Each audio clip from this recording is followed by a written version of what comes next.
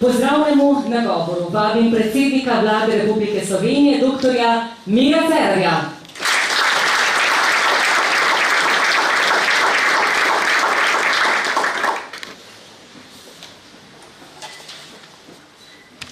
Spoštovani predsednik gasilskega društva, prostovoljnega gasilskega društva Velenje, spoštovani gospod župan, cenjene gasilke in gasilci, draga ministrica, cenjena poslanca, ostali visoki in drugi gostje in vsi udeleženci tega lepega dogodka.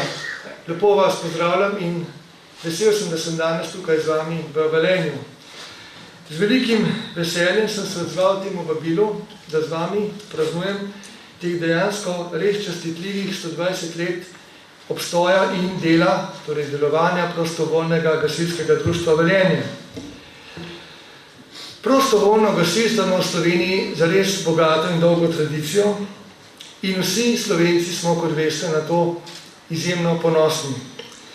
Vrednote, ki jih živite, gasilci, so seveda, ko ste že omenili, kot predsednik, humanost in kot piše tam in kot sami veste, požrtvovalnost, pogum, tovarištvo, nesebičnost in prostovoljstvo in še kaj bi lahko dodal.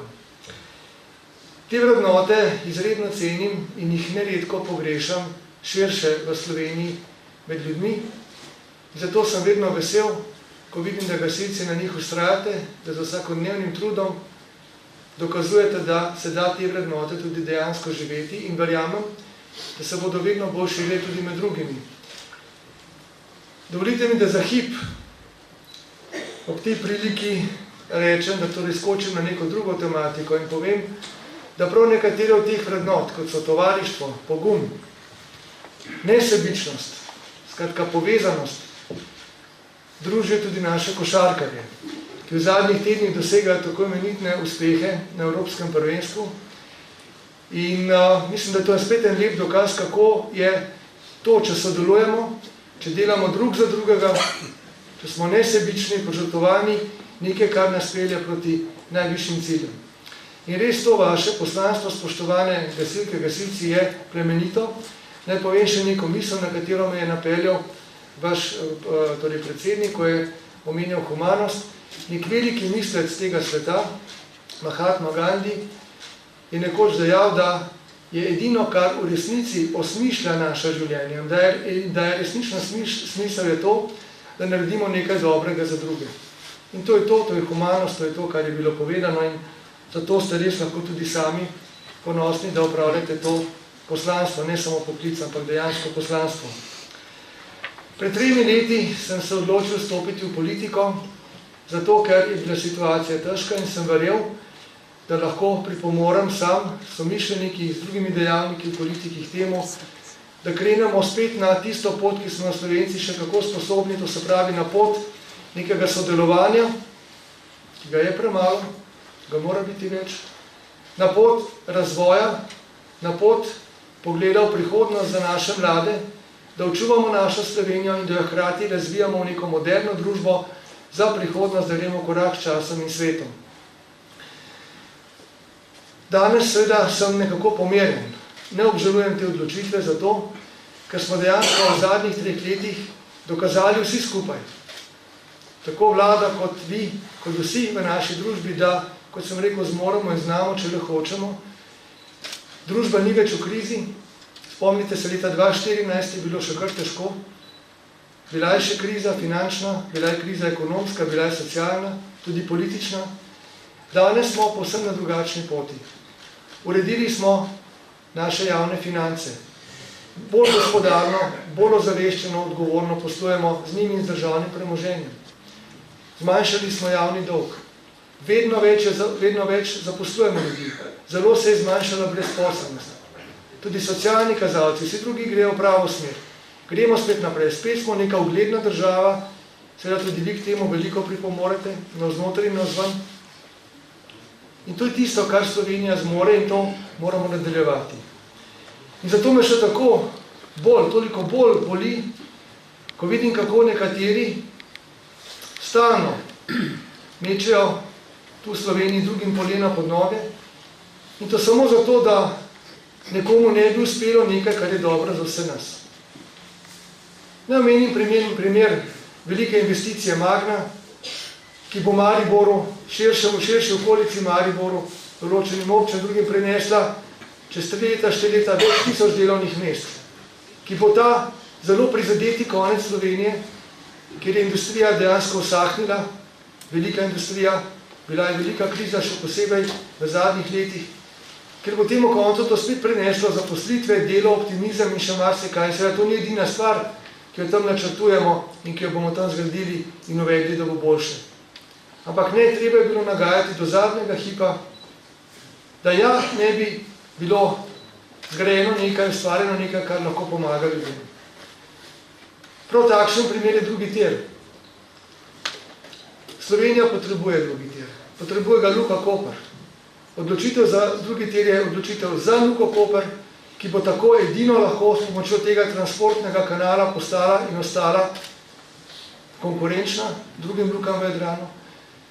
Glasovanje za drugi tir pomeni glasovanje za Primorsko, za slovenske železnice, za mnoga slovenska podjetja in slovensko gospodarstvo, za našo umestitev na svetovni transportni zemljevid in za bolj zeleno Slovenijo.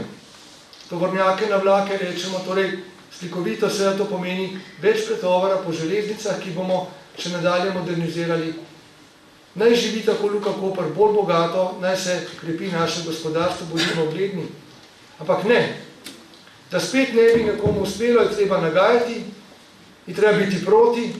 In pogledajte, danes sem obiskal muzej v Šentjurju, železniški muzej, kjer so me spomnili, da je v prvi polovici 19. stoletja bilo zgrajenih v 16 letih 577 km železnice od Dunaja do Trsta.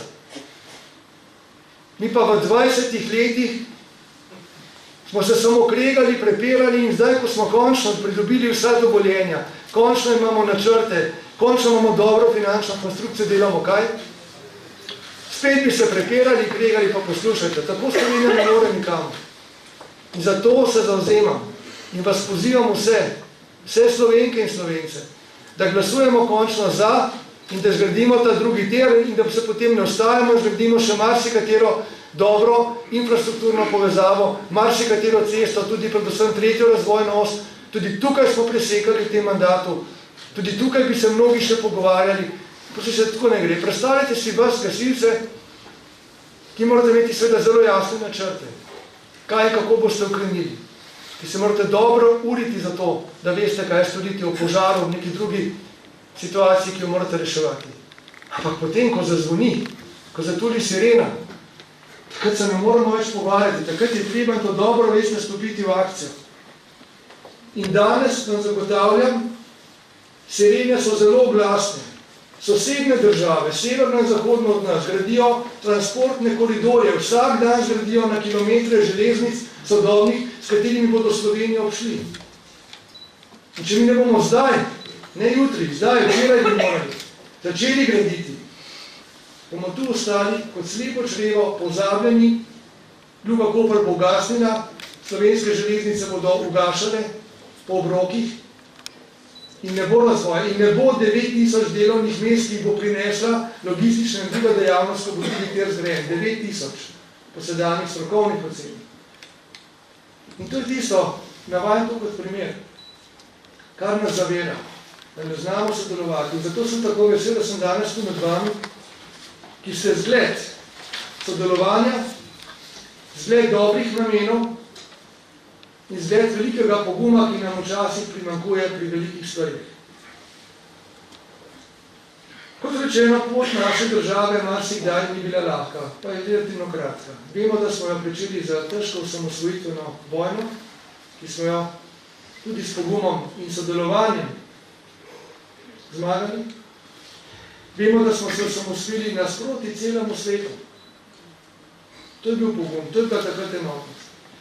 Potem smo po nekem času kar dobrega napredka padli v krizo. Zakaj? Ker smo bili preveč zadovoljni sami seboj, premalo mislili na otroke naše, zapadli v slabe prakse, zapadli v korupcijo in marsikaj. In zdaj seveda plačujemo ceno, ampak smo se prebili iz te krize. Ni še dovolj, še marsikaj moramo narediti. Na področju zdravstva, sociale, kulture, znanosti, šolstva, kjerkoli lahko bi navajal, tudi pri vas gasilci, je še marsikaj treba pripomoči, da vam bo še lažje upravljati vašo dejavnost. Ampak na tem se dela in na tem bom vztrajal, da gremo torej naprej, da nadaljujemo z vsemi temi projekti, da smo, če govorim zdaj stališča vlada dialoga, da prisluhnemo, in tudi z vami smo v stalnem dialogu, tudi vprašanja, ki jih naslavljate na vlado, se obravnavajo, zadeve se bodo izboljševale naprej. In seveda želim si, da bi vsi mi ostali, ne samo politiki, tudi državljanke in državljani, čim večkrat sledili vašim zgledom, vašemu pogumu, samo temu, kar dajete nam Sloveniji. Spoštovane gasilke in gasilci, nesreče, na kateri se v prvi vrsti odzovete vi, se tičejo vseh nas. Gre prav za vsa področja, kjer pravzaprav pomagati in jih moramo tudi z vami skupaj izboljšati in krepiti našo človeško solidarnost. Te solidarnosti v Sloveniji pravzaprav zelo veliko. Ampak prebudi se tu in tam zelo močno, dostikrat pa počiva in zato je tako pomembno, da seveda se zavedamo, da jo moramo vzgojati vsak dan, da moramo vedno bolj biti povezani in sodelovati in naj rečem, da se mi zdi pomembno v tem smislu misel Helen Keller, ki pravi, sami lahko storimo le malo, skupaj pa zmoremo vse. In za konec naj rečem še enkrat, hvala, da sem lahko tukaj z vami, tudi občini Velenje želim vse najboljše, veselimo to tudi vi, proslavljate, da imate svoj praznik, oziroma čas, ko imate razne prireditve.